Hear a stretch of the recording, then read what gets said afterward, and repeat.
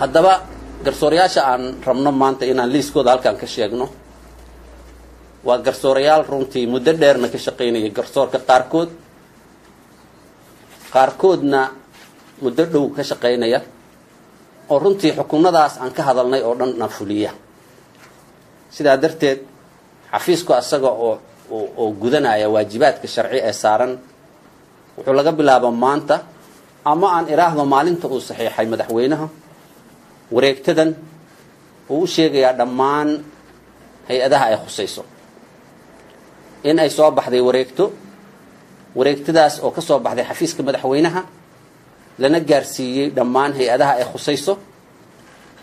in laga joojiyey garsoorayaalkii sharci darrada ahaa ee aan sida sharciga ku dhisan garsooraha ku ahaa in laga joojiyey awooddii garsoor ee ay xukunka ku ridi jireen wareegtadaasi waxay ka kooban tahay 2 qaybood qaybta koowaad waxaa ku xusan magacyada garsoorayaashaas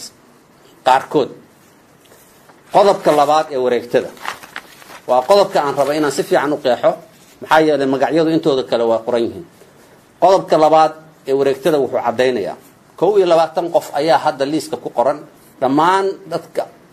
kor ku xusan ee garsoorayaasha magacyadaas la in shaqadii laga joojiyey ilaa inta sharciga laga waafajinayo qodobka labaad wuxuu leeyahay sidoo kale waxaa shaqada laga joojiyey garsoore kasta oo aan sharciga waafaqsanayn isla markaana faraha kula jira shaqo garsoor taas waxay u quduucaysaa ama u dhacaysaa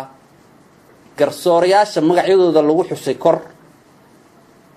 ma ahayna hadday jiraan garsoore kasta way bay saameynaysaa oo sifadaas leh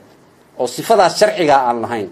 meeshuu doono ha joogo gobolku rabaa ka shaqeeyo degmadu joogo ha joogo magaciisa yaana wareegtadan ku soo bixin laakiin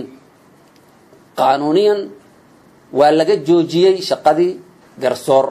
haddii aanu ahayn garsoor si waafaqsan garsoornimada ku soo saaray